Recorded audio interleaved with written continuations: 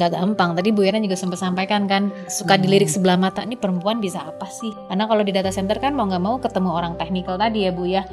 Dimana belajar itu sesuatu yang kita belajar tiap hari, belajar sampai mati. Jangan memilih, jadilah orang terpilih. Afirmasi datang bersamaan dengan performance. Jadi jangan mencari muka kalau belum layak. Mau ngerjain kerjaan orang, tapi kalau kebanyakan kayak saya suka dibilang kepo, Bu.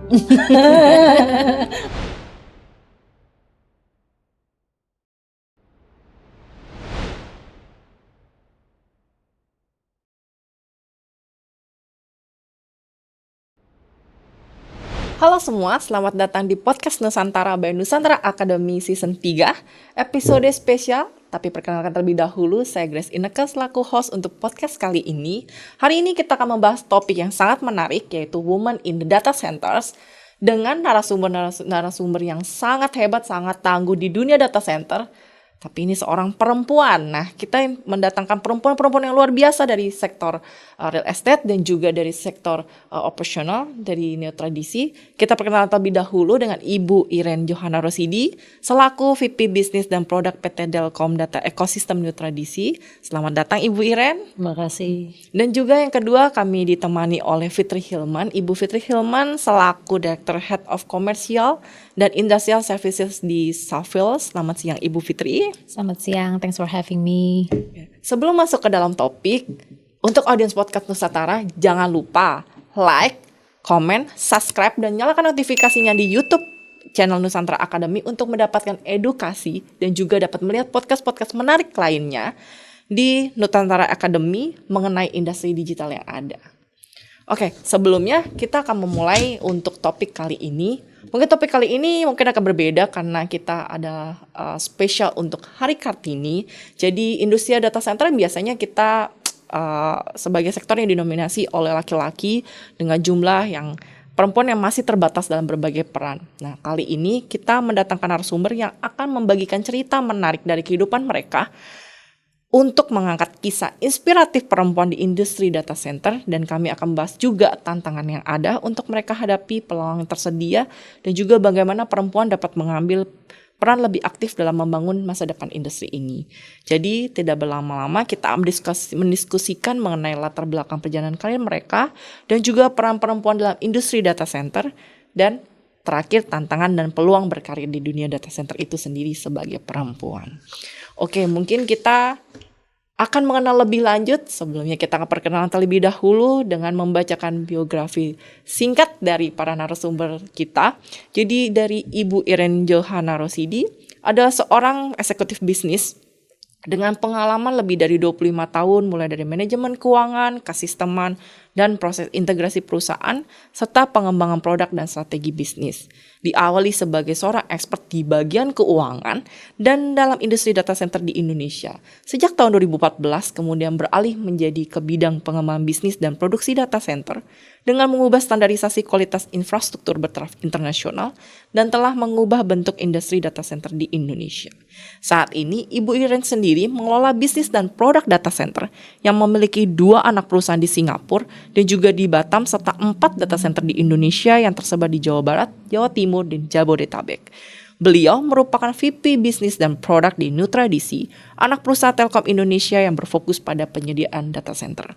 Selanjutnya, kita akan memberikan biografi singkat dari Ibu Fitri Hilman, selaku narasumber kedua kita yang mempunyai pengalaman lebih dari 20 tahun di industrial commercial real estate. Ibu Fitri telah menjadi bagian dari perkembangan pusat sektor data center di Indonesia. Saat ini, Ibu Fitri memimpin divisi Commercial and Investment in Industrial Services di Savills Indonesia, mengelola transaksi dan strategi investasi untuk sektor komersial, industri logistik, dan tentunya data center itu sendiri. Selama karirnya, Ibu Fitri telah membantu berbagai investor, pengembang, dan perusahaan multinasional dan mengamankan aset strategis, termasuk dalam ekspansi dan pengembangan data center di Indonesia. Ia juga berperan dalam membangun dan memperkuat industrial department di Savills, yang kini menjadi salah satu pilar utama dalam layanan perusahaan. Bukan hanya soal transaksi, jadi Ibu Fitri ini juga terbiasa menangani berbagai aspek strategis seperti regulasi, optimasi aset, dan kolaborasi dengan berbagai pihak untuk memastikan kelancaran proyek di tempat tersebut. Dengan perpaduan pengalaman di real estate dan pemahaman mengendalam tentang kebutuhan industri digital, Ibu Fitri terus mendorong pertumbuhan ekosistem data center yang lebih kuat dan berkelanjutan di Indonesia. Oke, mungkin tadi kita sudah perkenalan singkat. Kita akan memberi salam terlebih dahulu untuk para narasumber kita yang sangat cantik hari ini dan spesial hari Kartini. Selamat datang Ibu Iren dan Ibu Fitri Hilman. Dan kita akan memberikan pertanyaan jawab yang singkat, padat, dan mungkin bisa memberikan sharing-sharing menarik untuk perempuan-perempuan di Indonesia.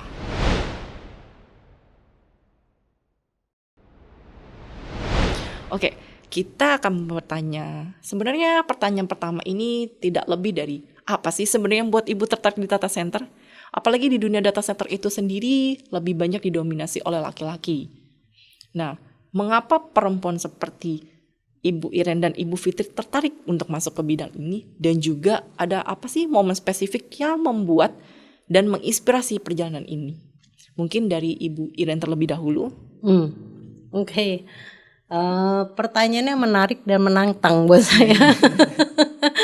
Ya sebenarnya terus terang di saya itu saya tidak memilih, Bu. Saya dipilih.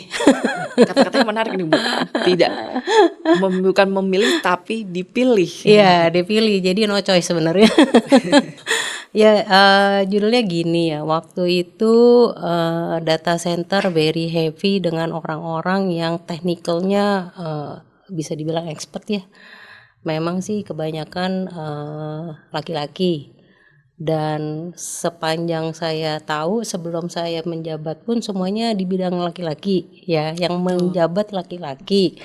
Nah, saya juga bingung saya dipilih gitu kan. Dan saya perempuan gitu. Agak kaget. Nah, judulnya sih sebenarnya waktu itu dari manajemen kami melihat ini cukup radikal keputusan dari manajemen kami bahwa pada saat itu akan dikembangkan yang namanya data center lebih ke bisnis ya. Jadi artinya akan menjadi core bisnis kami yang semulanya belum. Dan dari situ kenali bahwa ada challenge mengenai tim technical tidak bisa atau tidak punya cukup bisa memenuhi permintaan manajemen untuk bisnis itu adalah number one sebenarnya, bukan technical number one, karena kita mau gain revenue, kita mau gain profit. Nah, pada saat itu saya bergerak di finance dan saya banyak berkecimpung di project-project yang base-nya bisnis gitu. Nah, dari view itulah makanya saya tadi bilang saya dipilih, tidak memilih gitu.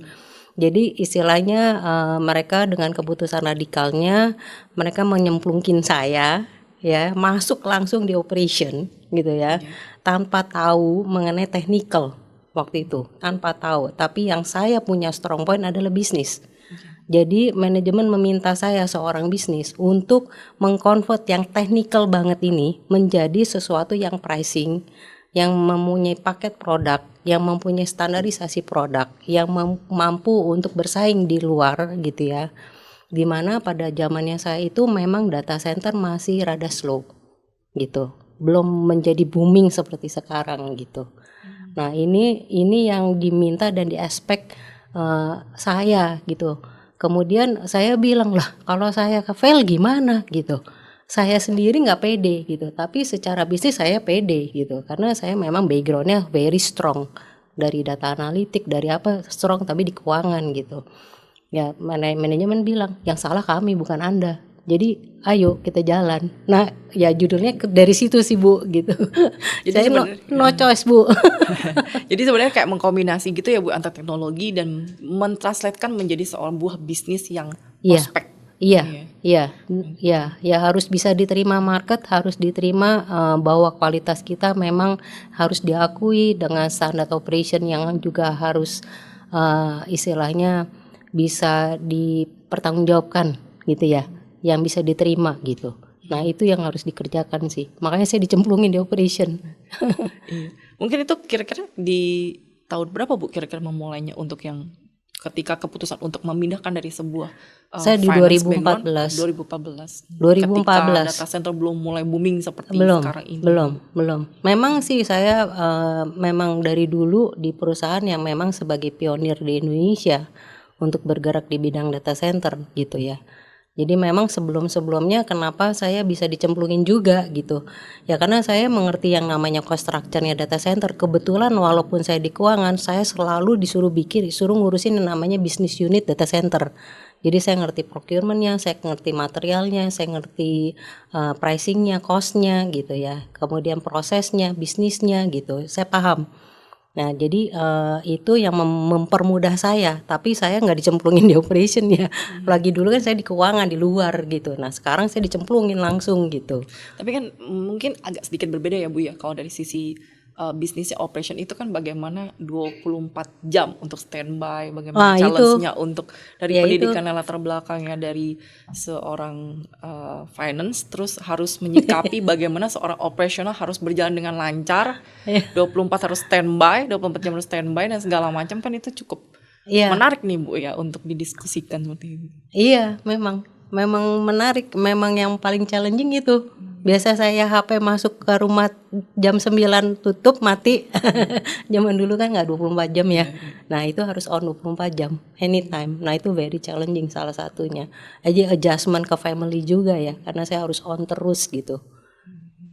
Dari situ sih saya, ya Bu Fitri gimana Bu? Iya benar banget. Mungkin kalau ini kan berarti kan sudah kelihatan ya Bu, dari latar belakang pendidikannya Bu Iren tidak maksudnya langsung move nih ke sebuah dunia data center yang operasional. Ini sangat berbeda banget dengan latar belakang pendidikan ya. Nah, kalau dari sisi Bu Fitri sendiri nih, kalau ini kan dari operasional, dari segala macam, dari aspek si buildingnya data center itu sendiri.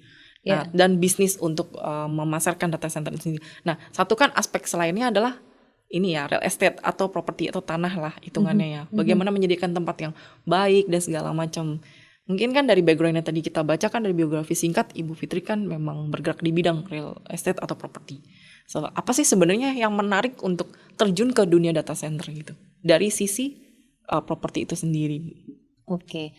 Jadi kalau real estate itu kan lebih mengikuti demand. Di market demand-nya apa ya kita harus ikut gitu kan, karena real estate itu adalah merupakan salah satu solusi kepada kebutuhan bisnis, which is memberikan solusi secara space accommodation. Pada saat market terutama kita lihat dari saat COVID ya, that's the turning point di mana kebutuhan data center itu menjadi satu yang necessity gitu ya. In any kind of business pasti mereka butuh data center yang cukup mumpuni lah. Dari zaman dulu mungkin dari 20 tahun lalu juga sudah ada ruang server ya Bu Iren. Iya ya. benar. Basicnya dari ruang server yang cuma ukuran 2x2 misalnya gitu, itu very simple. Tapi kesininya bisnis dengan COVID itu sebagai turning point sehingga membuat segala macamnya menjadi digitalisasi, makanya muncullah kebutuhan data center. Sehingga kita melihat, oke, market demand ini adalah data center. Banyak data center yang mereka secara technical they are strong in their business gitu ya, tapi mereka ada beberapa yang memang datang ke kami mencari lokasi, terutama kalau untuk HDC ya, untuk inner city punya data center.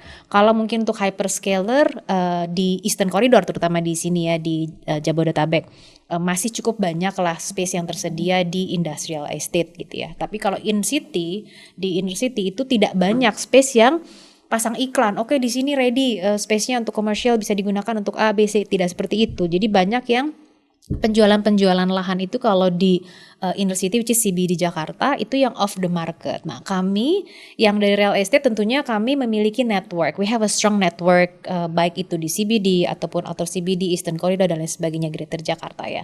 Nah disitulah kita sebagai matchmaking prosesnya di situ kita berperan. Jadi real estate consultant itu perannya di situ. Bagaimana kita matchmaking antara penyedia real estate dengan data center. Nah, jadi kita melihat di situ oke, ada kebutuhan nih gitu. Karena kita melihat satu bisnis bisa berjalan, satu bisnis bisa menjadi business generator apabila itu dibutuhkan oleh masyarakat, kan demand and supply. Oh, demand-nya ada. Ya makanya kita masuk ke dalam data center sektor itu karena kita harus tangkap demand-nya. Demand itu yang bisa menjadi another good money generator untuk property consultant. Mungkin untuk beberapa tahun ke depan masih akan bagus.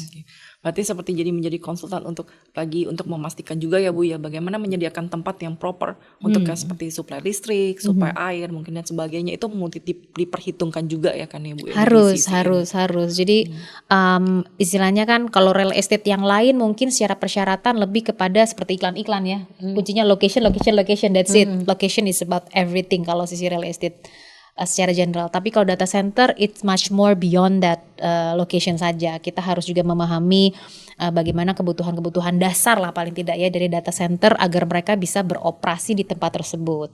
Selain kebutuhan technical, dari sisi property consultant kita harus memikirkan juga komersialnya. Karena at the end data center nanti kan akan menjual produk data centernya. Bagaimana kami bisa menjembatani secara komersial agar angka yang bisa kita ciptakan dari satu transaksi membuat bisnis data center itu menjadi visible di lokasi tersebut. So that's our job.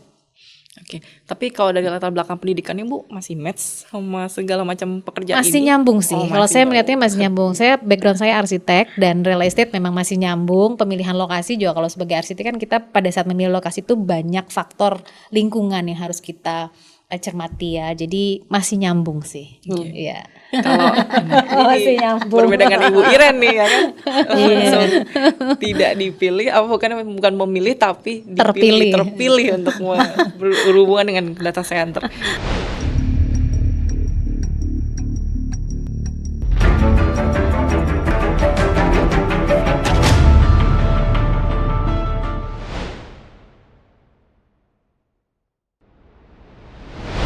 Dari pertama itu kan masih ada challenge-nya Ibu, nggak serta-merta langsung menjadi seorang yang hebat seperti sekarang ini. Mungkin apa sih Bu challenge-nya, tantangannya menghadapi dunia data center ini sih? Wah. Dari Ibu Iren dulu. Kalau saya sih challenge banget ya Bu. Ya tadi dari keuangan, saya kalau ditanya pilihan HRD nih, orang keuangan potential positionnya apa, udah nggak ada tuh, nyebrang ke sana tuh nggak ada technical. Kalau Ibu masih engineer Bu, lulusnya saya accounting Bu.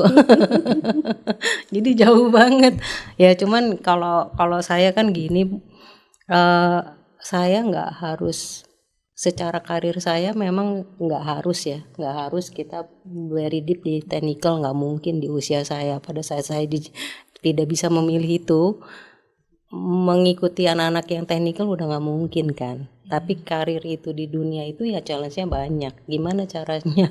Ya salah satunya adalah technical, mengejar technical. Tapi technical yang dikejar sampai limit mana? Tapi kalau saya tahu bahwa saya tidak mungkin go too deep, at least saya perlu untuk sampai level saya bisa make decision. Gitu. Itu yang saya kejar. Jadi banyak-banyak bertanya, banyak-banyak belajar. Kebetulan belajarnya juga dari yang dunia yang cowok-cowoknya, semuanya cowok. Kemudian tahu teknologi yang harus dipilih, dan kemudian bagaimana catching up dengan facing opportunity, atau bagaimana menggather opportunity gitu ya. Kemudian bagaimana membuat yang dulunya nggak ada menjadi ada. Jadi itu tuh maksudnya gini, saya harus mengidentifikasi apa yang miss ya, yang dulu sebelumnya. Kalau nggak there is no point I'm there gitu. Karena the requirement dari manajemen kan adalah saya harus menciptakan sesuatu yang dulunya nggak ada kan ya. Nah itu saya harus cari kan. Nah itu yang very challenging buat saya di saat itu gitu, bahwa expectationnya apa ini gitu. Dari hal teknikal udah pasti enggak, nih teman-teman lu pintar semua udah gitu, udah lama gitu kan. Tapi apa contribution saya yang harus saya serahkan gitu sebagai seorang baru, newcomers, new kids on the block ya Bu. Kalau ingat Iya, juga on the block. Ya kayak gitu. Jadi maksudnya saya bagaimana saya menghadapi dunia yang teman-teman yang sudah lebih senior, tapi unfortunately mereka nggak meet requirement management. Artinya saya harus nyari, challenge saya pertama itu gitu. Apa yang harus saya contribute, apa yang saya harus berikan kepada manajemen, bahwa saya fulfill the requirement dari manajemen gitu. Challenge utama itu. Selain saya juga challenge-nya adalah gimana gue belajar, gimana membagi antara belajar catching up sendiri, belum lebih harus beyond daripada itu gitu. Itu challenge banget, apalagi dunianya dunia yang totally Different. sama sekali gitu Bu dari saya gitu. Apalagi harus memberikan, oh Bu, ibu harus memberikan decision nih kayak gitu. Betul, Dan betul. aduh, teknikal gimana nih? Iya. Gimana? Kan harus dari aspek teknikalnya dan segala macam. Iya. Terus ketika memberikan decisionnya itu berat di saya challenging. Jadi adaptasi dari culture sendiri karena dunianya berbeda, adaptasi tadi yang Ibu bilang 24 jam juga itu habit juga menjadi isu, belum technical. Saya harus catching up. Jadi saya setiap hari menanyakan ke orang yang berbeda dengan scope yang berbeda dan saya harus memahami proses, standar kerja dan sebagainya. Itu challenge sekali buat saya. Di dunianya saya waktu itu. Luar biasa ya. luar biasa Bu. Luar biasa sekali ini Bu Iren ini. Benar-benar amazing banget lah dari perubahan dari seorang yang finance terus yang tim mungkin tentang uang, tentang bagaimana bisnisnya segala macam, bagaimana strategi bisnis segala macam untuk mengembangkan bisnis. Terus harus totally berubah untuk aduh ini gimana nih operasionalnya, harus belajar teknikalnya segala macam, ditranslate untuk menjadi sebuah bisnis yang saya menawarkan ke customer, bagi ini nih industri data center yang saya tawarkan ke customer. Iya betul. Itu susah banget. Tapi Ibu embracing the opportunities yang penting ya. Iya, at least saya eksis sampai hari ini. Bukan eksis lagi, Bu. Bukan eksis Kayaknya lagi. cukup terkenal. Eksisnya bukan udah eksis segini nih. Tarafnya udah tinggi sekali eksisnya, Bu gitu. Dan juga kalau dari sisi Ibu Fitri sendiri, mungkin challenge-nya mungkin kan background-nya masih sama ya setipe, tapi mungkin kan ada yang susah nih kayak pencarian lokasi dan segala macam. Kalau pencarian lokasi sebetulnya mirip-mirip sih dengan produk komersial, karena kalau di inner city punya kebutuhan data center itu mereka hanya bisa beroperasi di atas tanah komersial, which is commercial is my background kan, real estate commercial is my background. Jadi kalau dari produk real estate-nya sebetulnya tidak jauh berbeda karena barangnya komersial. Tinggal lokasi nih, lokasinya yang mana, karena tidak semua barang komersial di CBD cocok untuk data center. Data center parameternya sekarang harus dekat ke cyberpark sekian kilo misalnya ya. Nah bukan hanya itu, tapi juga bagaimana supply dari infrastruktur yang ada di lokasi tersebut juga menjadi satu faktor penting. Jadi bagaimana electricity-nya, infranya di sana seperti apa, bagaimana fibernya atau bagaimana air misalnya ya, dan neighborhood-nya seperti apa. Jadi mungkin challenge-nya lebih kepada bagaimana saya bisa menganalisa dari setiap lokasi mengenai kecocokannya dengan data center. Nah, di situ dibutuhkannya analytical skill. Jadi kita belajar basic ilmu data center harus ada lah di situ. Jadi memang ada adjustment, tapi adjustment yang istilahnya it's a lesson curve ya. It's a lesson curve, but it's good gitu. Karena kita kan dunia bisnis ini evolving terus. Jadi dengan mempelajari hal baru di data center ini juga something yang menarik untuk kami di real estate. Kalau nggak ada challenge nggak enak ya, bosen. Kalau nggak ada challenge, we have to go out of our comfort zone. Saya bosen orangnya, bosenan. Jadi kalau dikasih challenge saya suka. Berarti memang cocok dicemplungin. Mungkin kalau pertanyaan Bisa ngelamin kali. Mungkin pertanyaan berikutnya kayak momen yang paling menantang. Wah, kayaknya saya suka sih tantangan sih, gak ada momen paling menantang. Mungkin selanjutkan kan kayak ada momen paling menantang apa nih Bu? Tapi kayak tadi jawabannya kayak udah enggak, ini saya suka sih malah tantangannya Bu. Boleh nggak Bu dibagikan lah sedikit lah momen paling menantang lah dari hidup, paling menantang lah Bu dalam Ibu hidup gitu ya, maksudnya dalam hidup di dunia data center ini gitu. Paling menantang nih. Paling menantang ya itu saya harus bisa, jangan sampai saya tenggelam. Saya ditenggelamkan tapi saya harus mencari pelampung untuk saya ngapung. Itu luar biasa loh filosofinya. Jadi buat saya, kalau saya tenggelam kan as a leader, kalau saya tenggelam, bagaimana anak saya? Jadi saya harus mereorganize myself every time. Dan saya itu lakukan tiap minggu. Jadi meanwhile tiap minggunya sesimpel saya punya kerjaan apa, my target apa gitu ya. Kemudian bagaimana saya mendistribute ini, saya apakah membutuhkan new resource atau saya perlu melakukan knowledge, atau saya perlu knowledge berarti saya harus belajar, ya kan. Saya punya target sendiri. Baik kapan saya harus selesai apa, baik apa saya harus ngerti apa. Karena sama kayak Ibu, saya harus belajar properti juga, Bu. Jadi nggak cuma dari ini, Saya harus Bu. belajar Tapi properti. jangan banyak-banyak ya Bu belajarnya ya. Kan ladang saya berkurang. Gak Bu, just kidding. Saya harus belajar kayak Ibu. Saya harus memilih lokasi ya, kayak apa yang do and don'ts di data center kayak gitu. Jadi apa yang saya bisa lakukan dalam short period untuk bisa decision apa dan apa perbaikannya. Jadi saya biasanya bikin itu. Jadi kenapa di weekend? Karena di weekend itu waktu tenang. Ya cuman ya itu ada pengorbanan Bu untuk keluarga, waktu keluarga. Nah itu salah satu yang saya harus lakukan. Karena kalau nggak saya udah nggak keburu gitu. Tapi di saat itu juga saya banyak bertanya di weekend kayak gitu. Itu yang paling susah sih Bu. Jadi reflection time ya. Weekend Iya. tuh buat reflection time ya. Iya, harus dapat karena kalau saya nggak refresh sendiri, kalau saya nggak reorganize sendiri, saya tenggelam. Objective requirement dari manajemen nggak tercapai, gitu. We don't have time at that moment ya, karena kita lagi shooting up data centernya gitu. Jadi saya pikir saya harus apa gitu. Dan kita banyak dibantu sih dari manajemen juga gitu.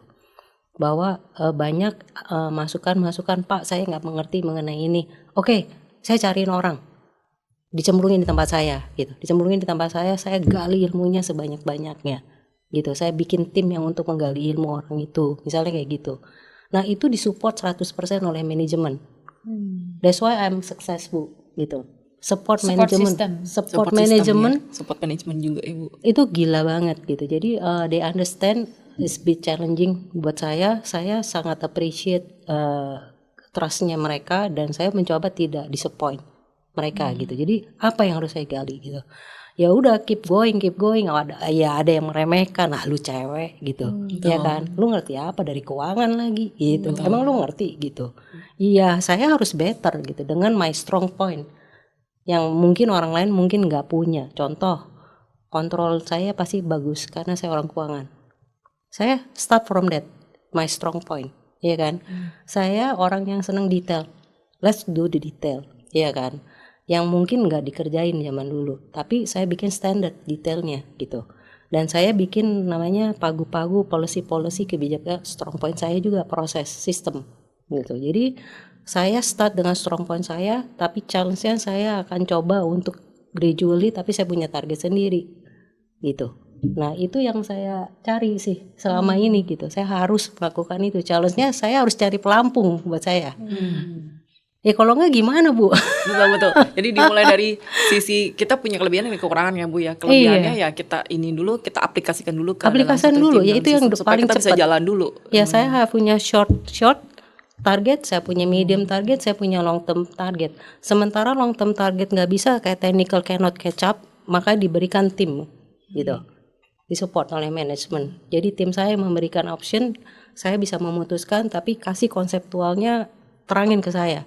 Never ending, tiap hari saya nanya, setiap kali saya pulang saya merasa kurang sekali di dunia data center. Saya belajar setiap kali, saya browsing setiap hari, pulang Setiap nyampe hari, Bu? setiap hari dari jam 9 sampai semampunya saya melek ya, atau saya capek ya udah saya Itu tidur.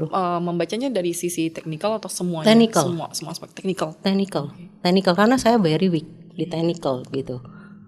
Saya nggak bisa bergantung terus sama orang kan. Memang teman sesama level saya juga, sesama VP juga banyak yang baik ya. Artinya dia mau sementara saya belum bisa catching up, dia bantu saya gitu. Nah cuman ya saya juga tahu bahwa mau sampai kapan bergantung sama dia, nggak bisa juga, dia kan punya their own job gitu, their own responsibility. Mereka cukup baik bagi saya, tapi kan nggak bisa saya begitu gitu kan. Jadi saya harus punya kekuatan, itu yang saya lakukan gitu. Baik kapan saya harus ngelepas, baik kapan saya harus do. Meanwhile saya nggak boleh diem gitu. Yang saya bisa start, saya start dulu. Tapi saya nyari pelampungnya susah Bu. Susah banget nyari pelampung. Itu sih Bu. Iya.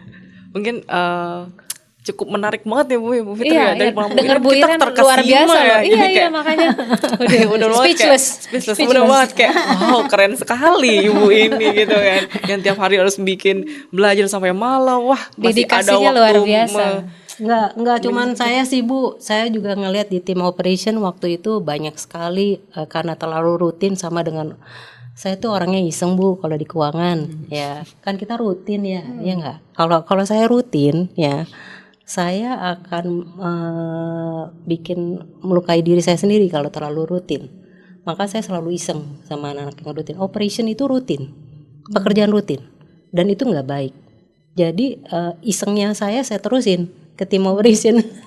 Which is apa tuh Bu? Iya iseng itu maksudnya Isengnya gimana, ini Bu? gini, Kayak, ya tim operation ya. Waktu saya read saya ketemu ya, kalian tahu nggak ada problem ini bagaimana how to handling gitu? Nggak tahu.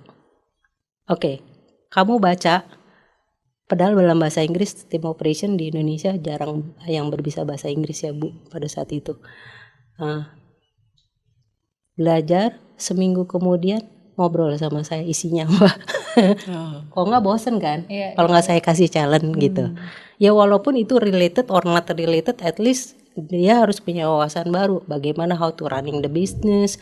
Jangan cuma ngomongin technical doang, ya kayak gitu. Jadi yang salah satu yang saya challenge itu gitu. Mereka kebiasaan report rutin, terus saya tanya reportnya ada gunanya untuk apa? Cuma nanya gitu doang, tapi dia gelagapan loh. Kok kamu gelagapan gitu? Ya itu yang saya iseng-isengnya saya lah Bu. Iseng-iseng berhadiah. Tapi berguna apa sih tadi Ibu bilang kalau ada problem ini gimana solusinya gitu Iya. kan? Karena one day that problem might happens gitu Iya, kan. Iya. Dan saya juga nanya ke orang masing-masing ya. Ada anak-anak yang suka salah, they're not the right person in the position. Sometimes saya harus switch orangnya. Ternyata dia very interesting di yang di mana. Ya why not? Ya kan, orang yang tertarik udah pasti dia lebih kenceng dibanding yang lain. Karena ketertarikannya itu, passionnya di situ gitu. Ya dibalik dong gitu. Ya pernah saya lakukan itu juga sama di keuangan. Yang biasa megang piutang, megang hutang, yang megang hutang, megang piutang lah kan, dibalikan. Nah ini juga saya sama digituin gitu. Tapi ternyata berhasil karena mereka kita interview apa mereka punya keinginan, visinya mereka kan masing-masing orang punya ya. Tapi emang ada yang tidak bisa mengukur diri. People management perlu ya Bu ya, people management.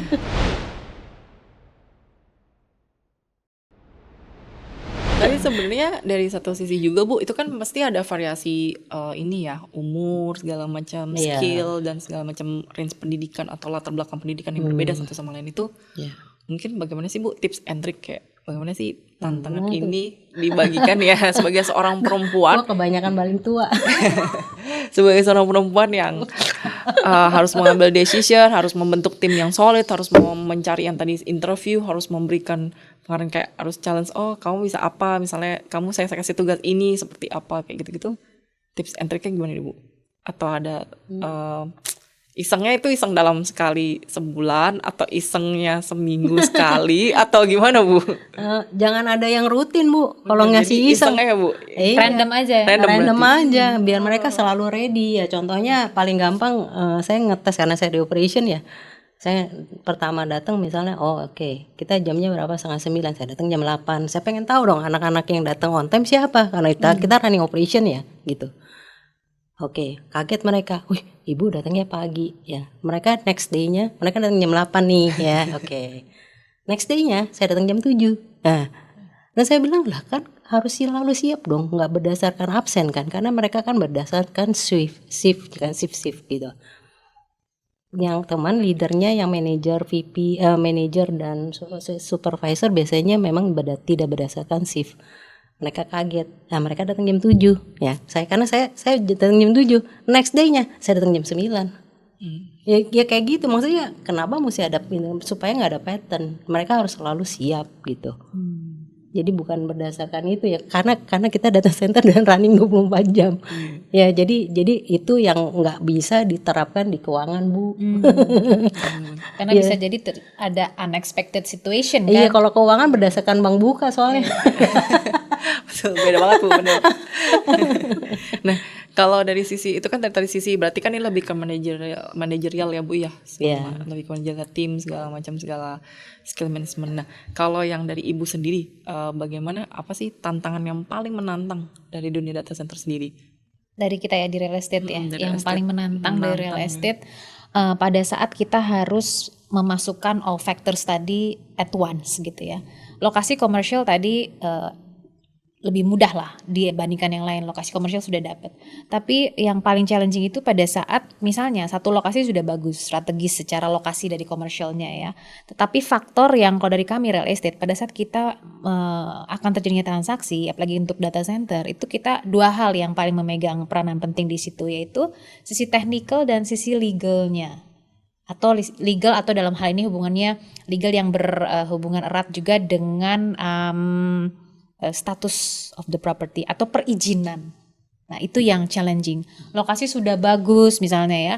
Kemudian infrastructure, fiber connection bagus, electricity bagus, water supply bagus, tapi ternyata secara misalnya nih, secara kepemilikan lahannya atau status legal dari tanahnya, ternyata si operator DC ini secara compliance internal mereka nggak bisa, karena tidak meeting their standard requirements untuk kondisi properti tersebut. Karena kan di Indonesia bukan hanya status kepemilikan tanah, HGB, SHM gitu ya, ada hal-hal yang lainnya lah. Mungkin saya nggak bisa ceritakan terlalu detail, tapi intinya hal tersebut, dua hal itu. Jadi technicalnya dan legal atau perizinan tadi, dua hal itu. Jadi bagaimana kita mengawinkan tiga faktor menjadi satu. Karena kan there's nothing perfect ya, tapi bagaimana mencari yang paling mendekati ideal.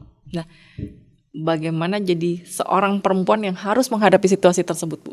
Nggak gampang. Tadi Bu Yana juga sempat sampaikan kan, suka dilirik sebelah mata, ini perempuan bisa apa sih gitu ya. Perempuan bisa apa, basicnya bukan data center pula gitu kan. Kadang saya harus temui orang PLN, nemenin mereka survei ke lokasi, atau orang PDAM, kadang kami dengan tim ya, datang ke kantor mereka, ke kantor dinas, bicara dengan mereka on behalf of our client, kita sampaikan bahwa kebutuhan klien kami gini. Nah, jadi yang bisa kita lakukan adalah kita membuktikan kepada mereka bahwa kita kompeten untuk melakukan hal ini. Jadi tadi memang tidak bisa dipungkiri sebagai seorang wanita di bisnis data center ini terkadang ada saja yang melihat kami itu sebelah mata gitu kan ya. Tapi caranya adalah dengan membuktikan kepada mereka bahwa kita bisa. Gitu. Betul. Kompeten sama persisten. Kompeten sama persisten, yes. Iya, karena kalau ketemu sekali dianggap kita kayak nggak ada isinya. Begitu ngobrol sama kita kan, oh kita ternyata bisa ngobrol gitu kan. Betul. Gitu. Betul sekali. Jadi wanita memang kayak mesti akan di underestimate ya Bu, yang bilang oh kok wanita di dunia seperti ini gitu.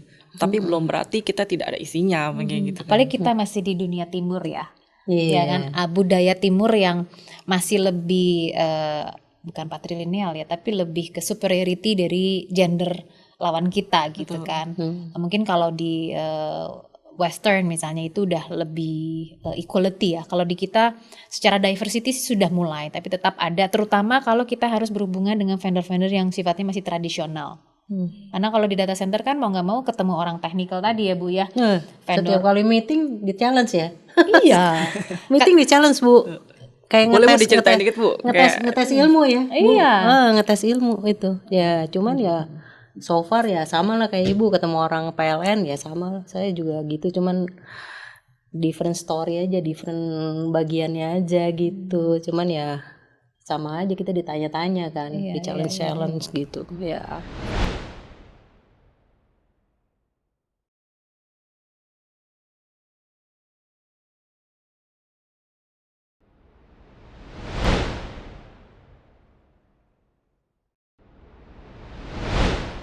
Apa sih Bu yang menginspirasi Ibu, dua narasumber ini bisa masuk di dunia data center dan ingin berjuang di dunia data center sendiri? Siapa sih siapalah tokoh siapa yang menginspirasi, atau memang dari pihak keluarga atau dari pihak teman atau dari segala macam aspek-aspek yang ada gitu, untuk paling menginspirasi untuk gue harus bisa di data center nih, gue seneng nih lama-lama gue harus belajar di dunia data center ini nih gitu.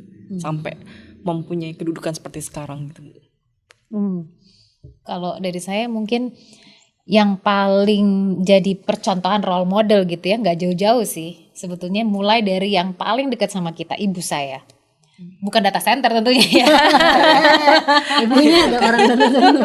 Oh, properti. Tentunya bukan data center, enggak sih, tapi maksudnya profilnya gitu kan, profil seorang ibu. Dimana belajar itu sesuatu yang kita belajar tiap hari, belajar sampai mati gitu kan istilahnya gitu ya. Dan membuktikan bahwa kita tuh superwoman gitu kan. Kita bukan berarti harus memilih antara kerja atau jadi ibu rumah tangga karena takdir kita sebagai seorang ibu. Tidak seperti itu. Perempuan bisa melakukan dua-duanya dan persistensi.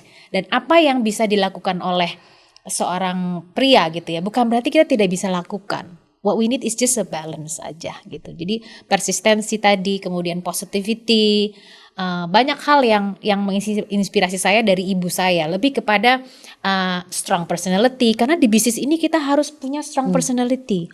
Kalau Ibu Irian tadi bilang, saya ditenggelamkan. Kalau misalnya, kasarnya Ibu ya, saya pakai istilahnya Ibu aja nih. Kalau misalnya kita tidak punya strong personality, we won't survive gitu. Jadi di data center apa yang membuat saya merasa bisa kok gitu ya. Tadi inspirasi dari ibu saya juga, apapun bisa dilakukan. When there is a will, there is a way. Lebih ke sana. Yang penting kita just do it. Embrace all opportunities. Just do it, you can do it gitu. Jadi mentalitinya adalah begitu kita menghadapi satu masalah atau begitu kita go out of our comfort zone, mentalitinya adalah we always positive and we can do it, dan kita bisa gitu karena mind over body.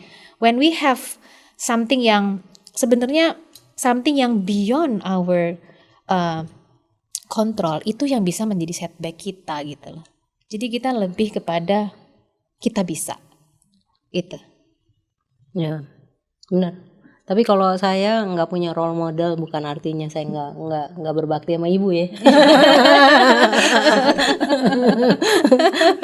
Maksud saya gini, dalam perjalanannya karir saya diawali dengan saya ambil beberapa plus point dari keluarga, dari bapak saya, dari ibu saya karena berkeluarga ya.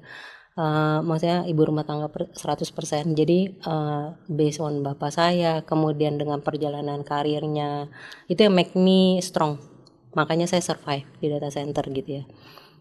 Dari kemudian manajemen saya, bos-bos saya yang sebelumnya juga banyak sekali orang-orang baik dan orang-orang cukup punya strong yang dan wanita juga. Ya, salah satunya Bu Marina Budiman. Jadi salah satu yang saya mencuplik beberapa plus point mereka yang bikin saya makin strong gitu, dan saya bisa survive di data center. Jadi berangkat dari bapak saya pertama kali kerja, dia bilang gini, jangan memilih, jadilah orang terpilih. Bagus banget, Bu. Kejadian Bu. Jadi kayak sudah afirmasi sendiri, Bu. Ya, saya afirmasi datang bersamaan dengan performance. Jadi jangan mencari muka kalau belum layak, judulnya gitu. Jadi selalu mau ngerjain kerjaan orang. Tapi kalau kebanyakan kayak saya suka dibilang kepo, Bu. jadi gini, maksudnya kalau saya harus tahu orang lain punya pekerjaan, saya harus mau ngerjain orang punya kerjaan, karena begitu wawasan saya banyak, skill saya banyak, maka pada saat peluang itu ada, maka saya jadi orang yang terpilih. Itu pesan bapak saya gitu. Ya udah, saya ngerjain yang kata bapak saya itu, yang memang kadang-kadang saya dibilang kepo sama orang-orang gitu. Tapi dalam rangka saya pengen pinter, judulnya gitu. Tapi saya nggak pernah mau nginjek orang, itu satu. Saya nggak pernah mau nginjek orang. Atau saya bekerja di manajemen yang survive berdasarkan naik performance jabatan hanya gara-gara nginjek orang, nggak. Bagi saya nggak mau. Jadi saya harus survive dengan my own capability, my own ya pokoknya perjuangan saya lah ya. Nah, kemudian saya dapat dari manajemen yang bilang bagaimana saya mengorganize dan mencari pelampung tadi. Saya belajar dari Bu Marina. Jadi ya dia malah kebalikan saya. Orang teknikal masuk di keuangan. Itu very challenging. Gitu ya. Jadi saya bilang dia bisa, kenapa gue nggak bisa, kan kalau jangan kebalik doang gitu kan. Dan mengajarkan bagaimana organize sendiri, bagaimana melakukan priority kerja, bagaimana saya membuka yang namanya event namanya bolpen yang zaman dulu tuh ada yang satu bolpen Warna-warni. warna-warni yang ceklekan hijau, merah, merah, hitam, biru. nah itu Iya, yang kayak gitu tuh. Nah itu ada tandanya, saya selalu nulis karena kita kan dulu nggak ada iPad dan segalanya ya Bu ya. Ya hijau tuh artinya apa, merah tuh artinya apa, hitam artinya apa, biru apa, itu saya punya itu. Dan selalu saya ada yang saya coretin, saya lanjut, saya reorganize, itu semua diajarin oleh dia. Dan timing saya mereorganize pun diajarin gitu. Nah itu cuplikan-cuplikan yang diantaranya. Dan ada juga yang manajemen yang bagaimana saya harus punya standarisasi kerja. Waktu itu saya sangat bingung dibilang bahwa data center kamu harus lakukan standarisasi data center karena kamu berhasil di keuangan. Data center di standarisasi gimana caranya, urusannya teknikal semua gitu. Desainnya pun beda-beda kayak ibu milih properti tadi. Properti bentuknya kotak, bentuknya trapesium kan beda. Ya. Iya kan, desainnya beda-beda. Bagaimana melakukan standarisasi gitu. Itu pun diajarkan dengan manajemen saya yang sampai sekarang saya ikut gitu. Nah kayak gitu Bu. Jadi maksudnya saya nggak ada yang namanya role model kayak apa, tapi saya mendapatkan pembelajaran bagaimana how to survive, termasuk dari suami saya sendiri gitu. Karena dia juga dari semua running bisnis sendiri, bagaimana survive, bagaimana dia seorang arsitek kayak ibu. Oh, arsitek juga. Ya. Mempelajari keuangan sampai dia bisa. Lah ya itu juga kan challenge. Tapi kita bisa kok gitu. Dan saya belajar gitu. Ya itu yang bagaimana mereka dukungan dari keluarga, dukungan dari ayah, ibu ya dan semuanya juga mereka punya kontribut di dalam hidup saya, lingkungan saya itu. Kenapa saya nggak bergantung pada satu role model, karena memang semua orang ini berkontribut terhadap saya gitu. Sehingga saya bisa survive di data center ini gitu. Dan bukan yang maksudnya saya gini, bukan yang survive-nya cuman asal ya, maksudnya saya harus menunjukkan, saya harus memberikan lebih. Karena kenapa? Saya membuktikan bahwa walaupun perempuan saya bisa lebih gitu. Itu saya harus tunjukin. Benar nggak Bu ya? Luar biasa.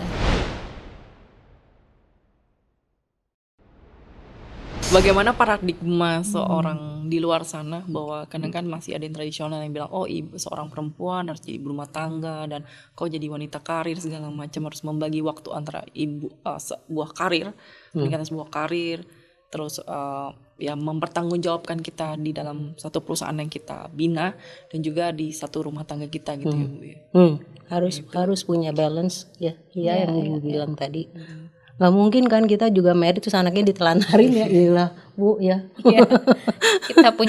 kita punya kodrat yang tetap harus kita jalankan gitu. Kita tidak menyalahi kodrat, kita hanya membalance gitu. Tetap pada saat-saat tertentu saya juga kalau ibu saya lagi sakit saya nggak bisa.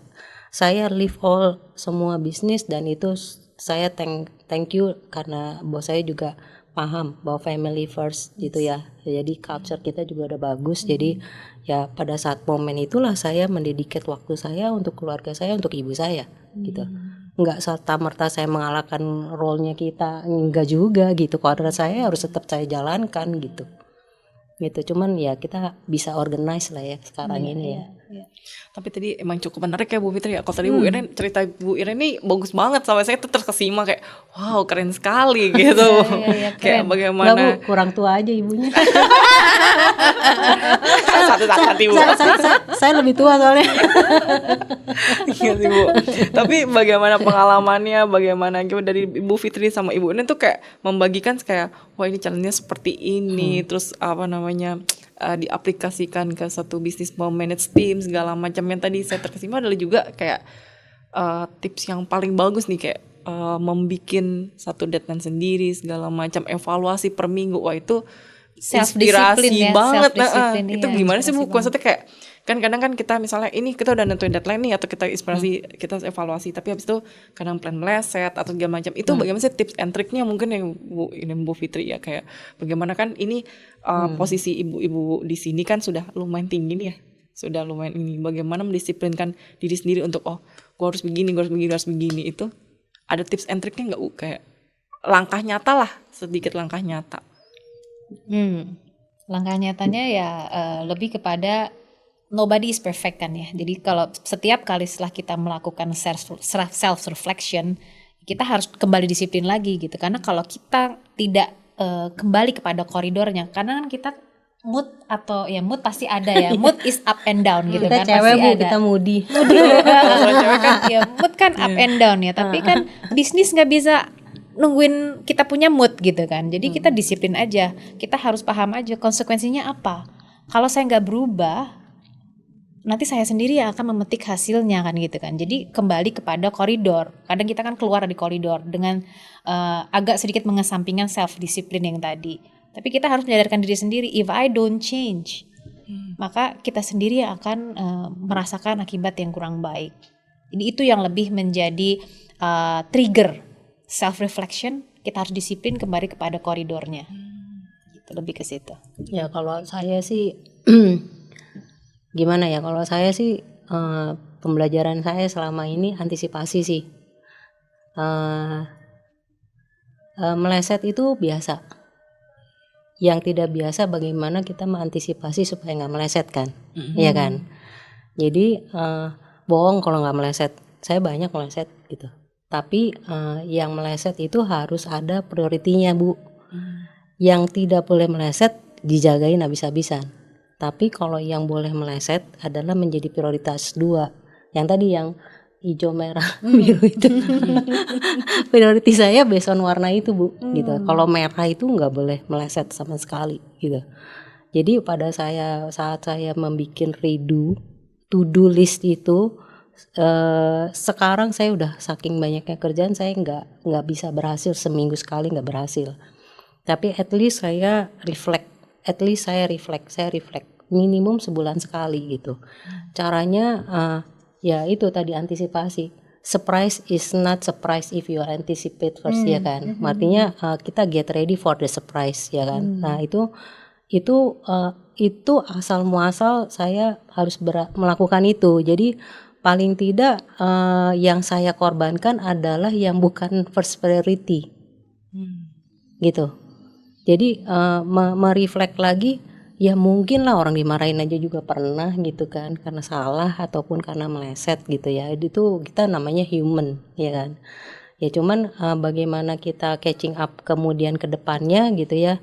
Ya kita kan nggak kayak keledai ya. 2 kali aja keledai nggak mau terjun ke dua lubang yang sama, dia muter kan. Ya kita jangan begitu juga kali ya gitu kan. Nah itu yang harusnya solusi saya sih cuman gini Bu. Kalau saya sudah sampai posisi setiap kerjaan yang big case gitu ya, setiap kerjaan itu selalu saya mikir ini saya bisa selesai sendiri atau tidak selesai sendiri. Di titik mana saya harus reset. Itu setiap pekerjaan saya selalu berpikir itu. Memulai dengan berpikir begitu.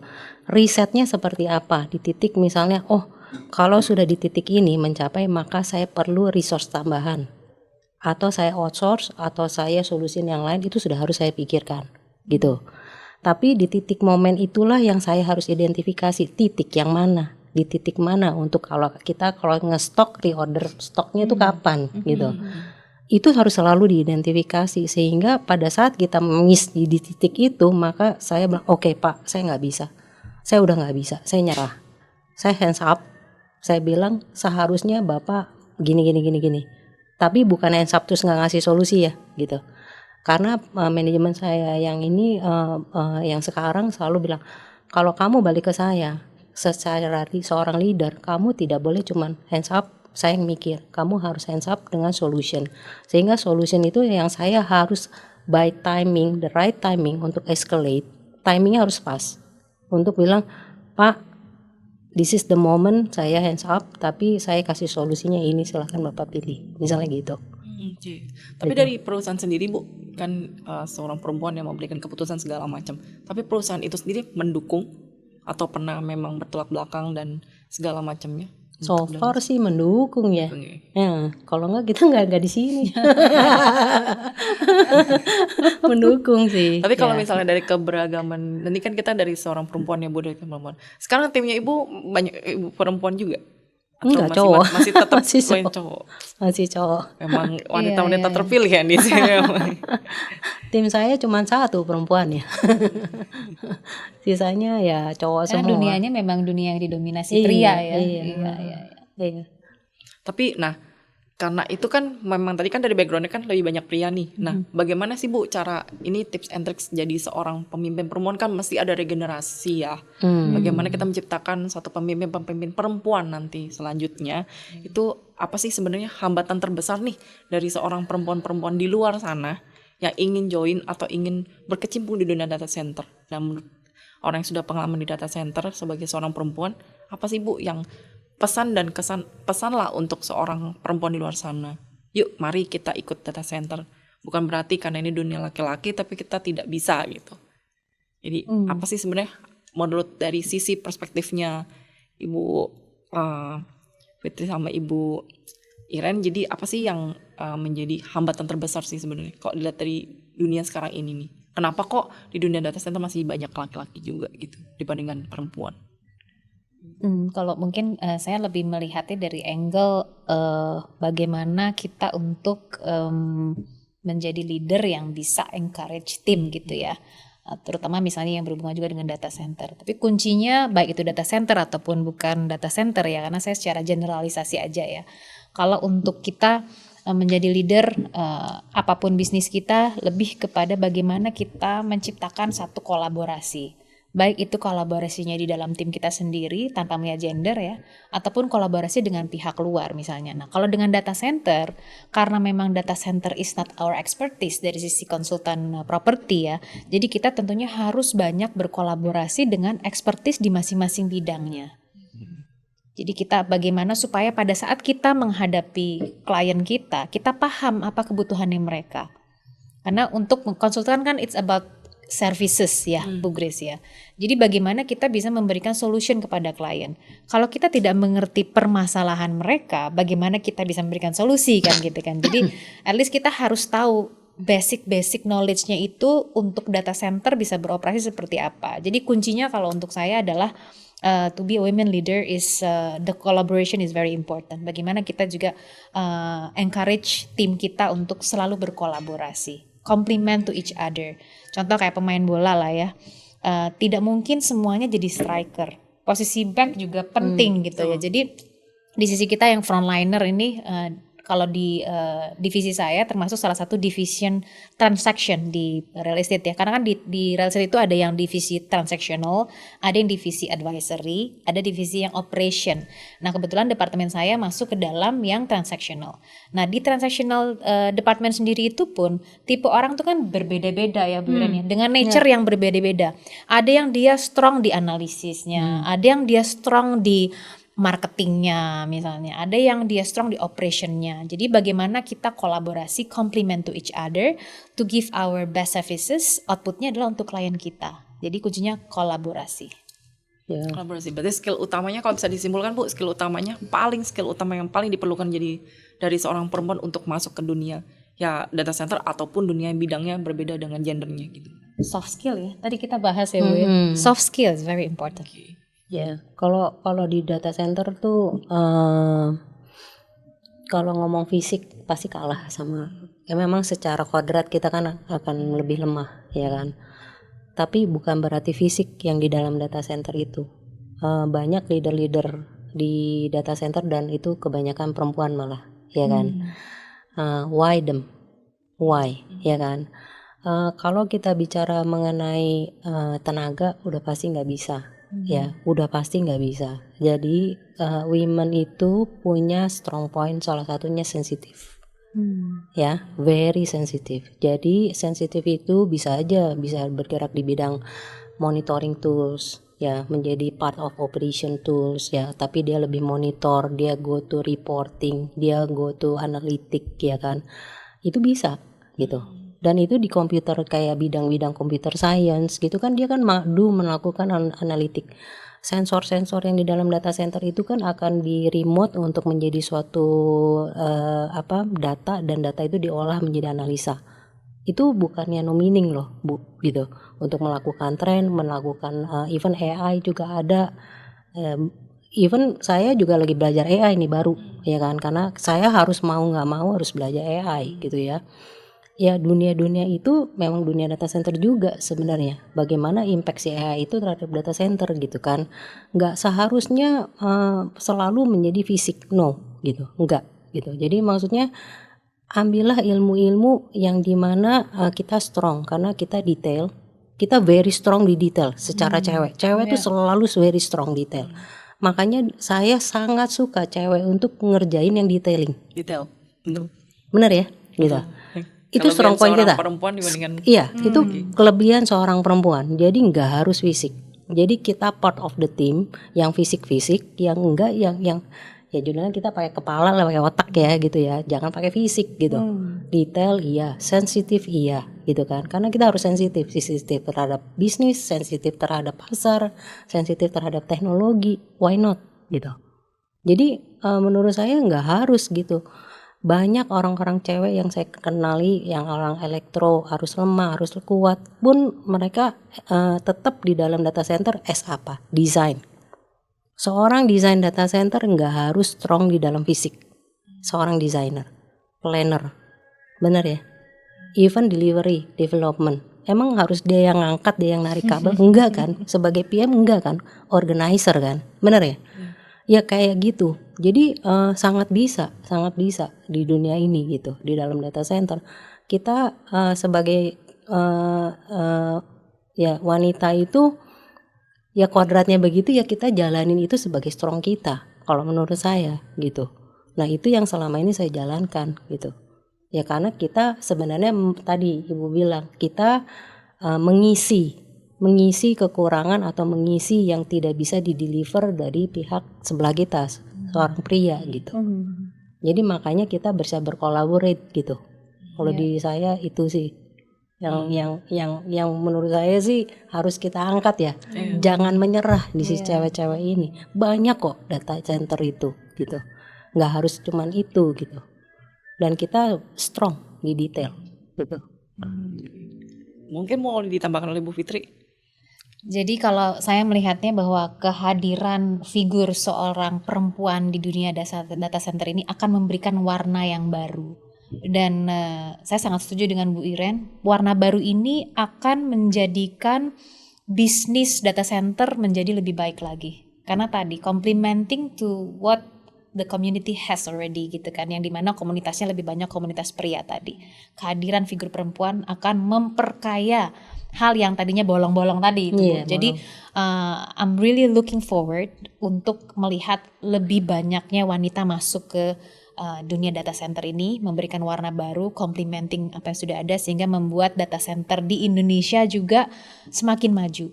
Karena bisa dikatakan kita punya market itu sangat besar, even di Asia Pasifik ya Bu ya, mungkin Ibu kalau dari data center research lebih luar biasa dari data analyticalnya. Tapi kami melihat sebagai property consultant juga melihat target market kita, captive market untuk data center tuh di Indonesia sangat besar. Dari 280 juta population itu hanya baru less than 70% itu menggunakan IoT. Berarti sisanya kan masih ada 30% or even more, mungkin correct me if I'm wrong Bu, gitu. Banyak Bu.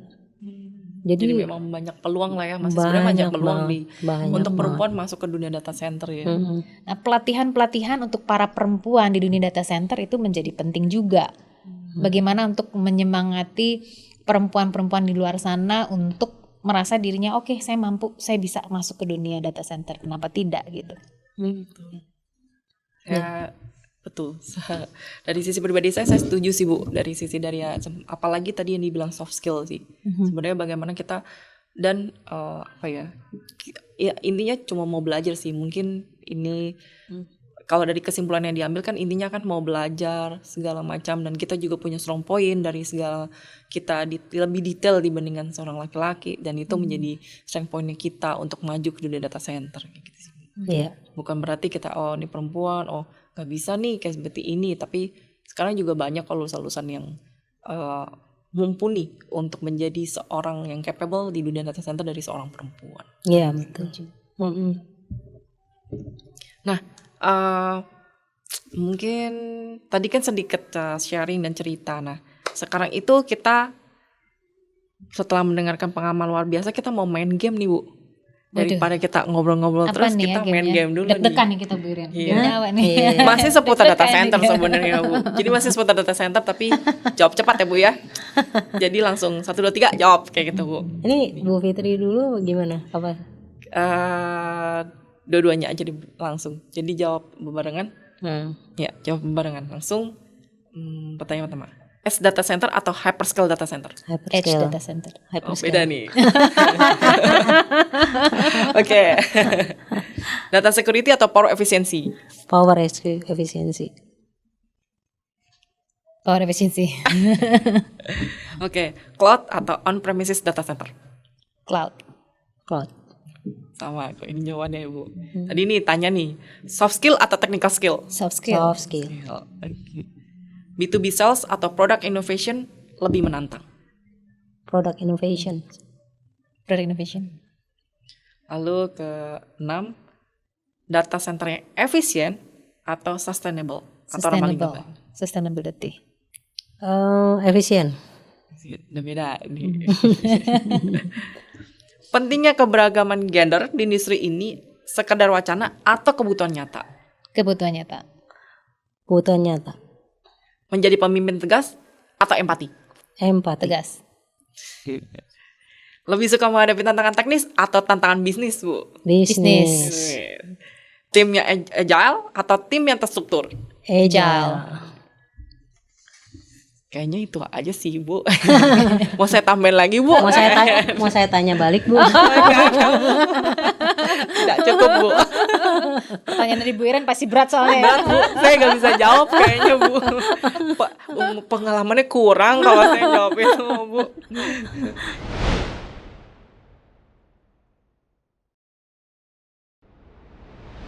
Sekarang sebelum di podcast ini sih menaikkan 3 pertanyaan terakhir mengenai pesan dan harapan. Tadi kan kita mengalami share tentang pengalaman dan bagaimana ibu bertahan di sebuah data center, terus sebagai tips and trick bagaimana evaluasi diri dan mengembangkan soft skill dan segala macam disiplin di dalam diri sendiri. Nah, sebenarnya kita juga punya apa sih pesan ibu bagi perempuan yang ingin masuk? Tadi sebenarnya sudah dijawab sih sedikit sih. Jadi mungkin bisa disimpulkan kembali. Jadi bagaimana apa sih pesan ibu bagi perempuan yang ingin masuk dan berkembang di industri data center? Dan bagaimana kita bisa menarik lebih banyak perempuan di industri ini, terutama sejak mereka masih di sekolah. Dan seberapa relevan, tadi kan ibu bilang training nih, segala macam ada pelatihan dan segala macam. Sebenarnya dari Nusantara itu sendiri kan menyediakan, Bu. Bagaimana seberapa relevan program yang disediakan oleh Nusantara Vocational Academy dalam menarik calon pekerja perempuan untuk bergabung di industri data center. Ini saling berkolaborasi nih pertanyaannya jadi. Iya. Mungkin dari Ibu Fitri dulu baru ke Ibu Iren. Oke. Jadi untuk perempuan-perempuan di luar sana, embrace your passion. Kalau memang melihat data center is really something yang is you gitu ya, just embrace it. Karena kita semua bisa kok gitu ya. Itu lebih kepada pesan untuk perempuan-perempuan di luar sana. Pesan-pesan untuk institusi-institusi termasuk ya, misalnya Nusantara ini kita kategorikan sebagai institusi ya. Bagaimana kita embrace women di luar sana untuk masuk ke dunia yang mungkin sekarang masih minoritas di sisi wanita adalah bagaimana diversity program itu bisa diangkat. Jadi bukan hanya dari training-training yang tadi ya, bukan hanya itu saja, tapi juga bagaimana mengangkat profil-profil wanita atau diversity program yang berhubungan data center di sosial media. Karena sekarang kan semuanya sosial media. Semakin diversity program itu dikumandangkan di market, semakin make people more familiar dengan adanya diversity women di dunia data center, itu akan membuat halayak ramah, membuat market menjadi lebih terbiasa. Jadi itu yang akan mengangkat mulai dari sekarang kayaknya wanita di data center sudah biasa gitu ya. Jadi salah satu kontributor terbesar adalah juga bagaimana mengangkat peranan wanita di data center ini dari sosial media. Itu harapan saya juga sih kepada arranger atau institusi-institusi seperti termasuk Nusantara ini, bagaimana untuk embracing women untuk masuk ke dalam bisnis data center. Yang ketiga tadi terakhir apa ya Bu Grace? Tadi sebenarnya sih udah Bu, 3 adalah relevan program seperti Nusantara. Oh, relevan program. Betul. Ya itu sangat-sangat baik sih ya ada program training seperti itu, karena kan juga bagaimana bisa nantinya akan memberikan lahan pekerjaan baru kepada talent-talent yang ada di market, juga penyaluran kepada instansi yang membutuhkan gitu. Karena kan sekarang banyak, tadi sempat kita sharing offline kan, bahwa bagaimana cari successor, regenerasi dari skill ini dalam satu institusi data center gitu ya. Nah, dengan adanya Nusantara Academy ini bisa menyalurkan talent-talent yang tadi kepada instansi-instansi yang membutuhkan. Jadi ini kan win-win ya. Sisi pencari kerja dia diuntungkan dengan menjadi skillful, diberikan knowledge oleh lembaga-lembaga pendidikan. Satu sisi sebagai user dari user akan diuntungkan dengan mendapatkan talent-talent yang sudah lebih skillful. Karena talent banyak di luar sana, tapi mencari talent yang skillful itu yang nggak mudah ya Bu ya. Talent banyak, yang skillful masih kurang mungkin. Iya. Ya mungkin nambahin yang terakhir itu sebenarnya yang susah itu bukan technical. Kenapa saya nyemplung belajar lagi dari pengalaman saya sendiri yang soft skill tadi. Jadi mungkin dari institusi jangan cuman ngasih ilmu secara teknikal ya, mungkin juga ilmu secara soft skillnya di analytic thinking itu penting. Saya rasa nggak cuma untuk perempuan ya, tapi semua gender itu harus punya itu di sekarang ini.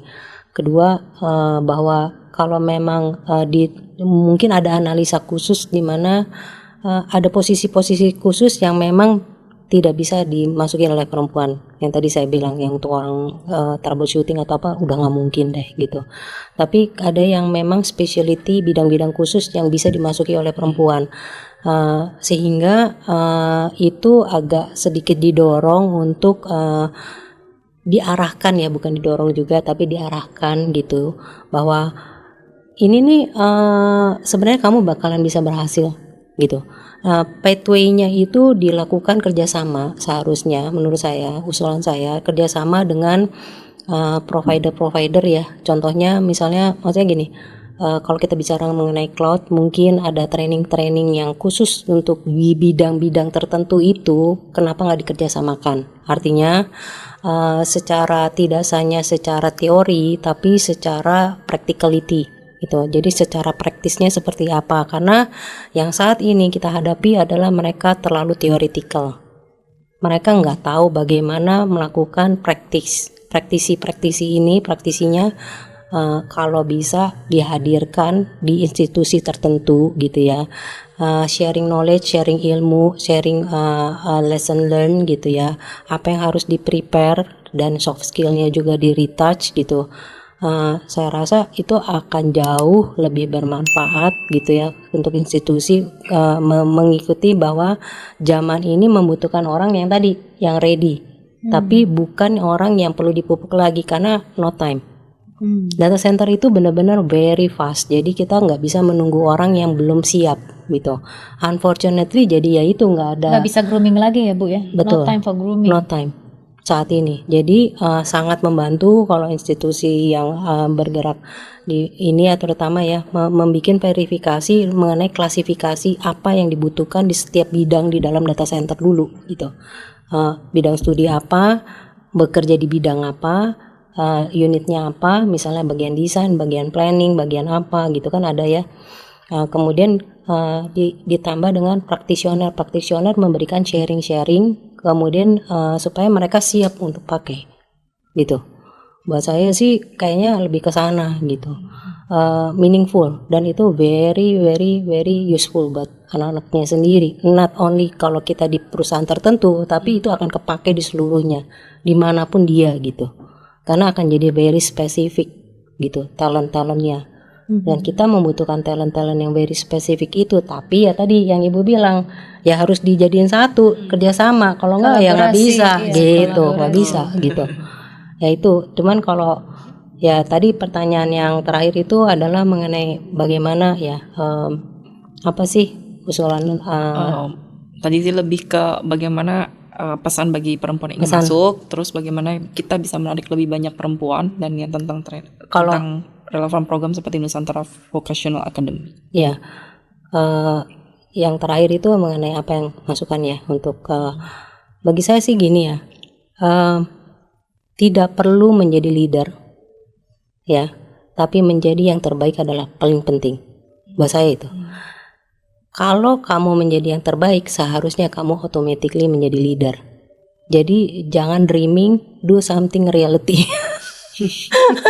Do something real aja ya. Bagus Ibu. Ya soalnya kebanyakan dreaming juga. Jadi maksudnya jadilah yang terbaik, berusahalah menjadi yang terbaik. It doesn't mean harus menjadi yang terbaik dari sisi secara lingkungan, tapi terbaiklah untuk diri sendiri dulu. Ya, achievement terhadap diri sendiri dulu, menjadi yang terbaik, baru menjadi terbaik di lingkungan. Once itu terpenuhi, automatically akan menjadi leader, gitu. Jadi jangan mencari kesalahan, mencarilah solusi. Oke. Itu aja kalau pesan saya sih. Harusnya setiap manusia atau setiap orang pun akan menjadi yang terbaik ya, nggak cuma wanita aja gitu. Ya memang challenge wanita ada tambahannya, harus urusan menjadi yang terbaik juga di keluarga karena kodrat kita gitu. Nah jadi jangan artinya mengorbankan keluarga juga gitu, tapi juga tidak juga menomorsatukan keluarga, karena kalau mau berbisnis, kalau mau berkarir itu yang tadi membalance ya Bu ya. Balance. Harus balance gitu, tapi harus cari solusi, harus cari yang menjadi yang terbaik gitu. Itu aja dari saya. Hari ini luar biasa sekali Bu. Aduh, sangat menginspirasi bagi wanita-wanita di luar sana, Ya, apalagi yang semoga. perempuan-perempuan yang Mudah-mudahan. baru mau masuk atau baru lulus dari universitas dan ingin memasuki dunia data center itu sendiri. Dan hari ini saya ingin meminta para narasumber untuk memberikan closing statement Bu. Kata-kata yang cantik, bijak dan segala macam. Waduh. Disimpulkan menjadi satu kalimat yang padat, singkat dan jelas. Oke, kalau dari saya mungkin untuk para wanita-wanita di luar sana, dan ini juga untuk saya sendiri gitu ya, karena apa yang we keep repeatedly kita sampaikan ke orang lain itu basically untuk pembekalan diri kita sendiri. Kalau untuk saya, be strong, embrace all opportunities, build strong network to elevate your career, karena itu penting ya. Kemudian lebih ke focus on solutions and never let the unknown holding you back. Yes. Itu dari saya. Karena Ibu Iren Wah kayaknya Ibu canggih. jelas dan berkesannya, tambah lagi Bu, berkesan Bu.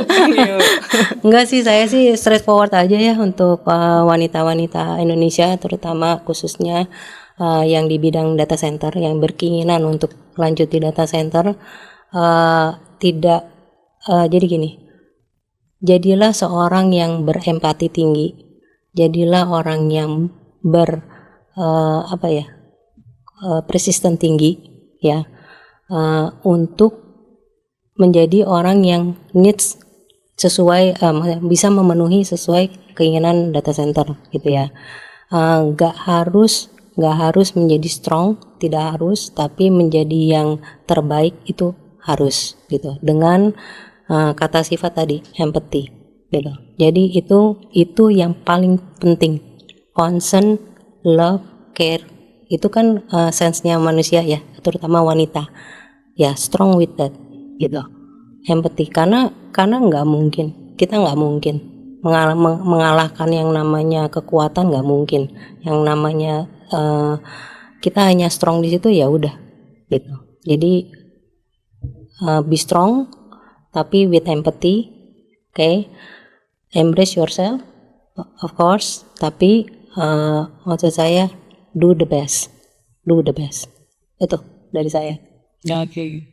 Kalau ini bisa memberikan standing applause, saya tepuk tangan paling kenceng nih, Kita Bu. tepuk tangan dulu dong untuk para wanita dong. Benar banget. Terima kasih Ibu Iren dan Ibu Fitri karena hari ini telah berbagi insight mengenai perjalanan karirnya di industri data center, dan pesan dan kesannya sangat berkesan sekali nih hari ini ya. Dan pengalaman-pengalamannya bisa dibagikan di podcast kali ini, dan harapannya ini dapat menjadi inspirasi dan motivasi bagi perempuan yang ingin bekerja di industri data center. Tapi sebelumnya Untuk mengakhiri podcast kali ini, kita akan memberikan salam unity dulu nih untuk Nusantara Podcast. Nah, kita akan memberikan salam unity seperti ini, Bu. Posisi seperti tangan seperti ini, dan ketika saya jawab 1, 2, 3, Ibu melakukan ini, salam unity, dan terakhir selamat Hari Kartini, Bu. Iya, Gitu. mari. Oke, kita mulai, Bu. 1, 2, 3. Salam unity, selamat Hari Kartini. Terima kasih semuanya. Jangan lupa untuk like, subscribe, komen, dan menyalakan notifikasi YouTube Nusantara Academy untuk menyaksikan episode selanjutnya, dan stay tune terus untuk melihat podcast-podcast menarik berikutnya, dan sampai jumpa. Dadah. Bye. Nikmati podcast ini, Anda bisa dengarkan di mana saja. Temukan kami di Spotify dan jangan lewatkan episode selanjutnya. Cukup ikuti kami di Spotify Nusantara Academy. Selamat mendengarkan. Ingin terhubung dengan para ahli di industri data center? Bergabunglah dengan komunitas kami di LinkedIn Nusantara Digital Community untuk berkolaborasi, berbagi wawasan, dan tetap update terkait dunia digital saat ini.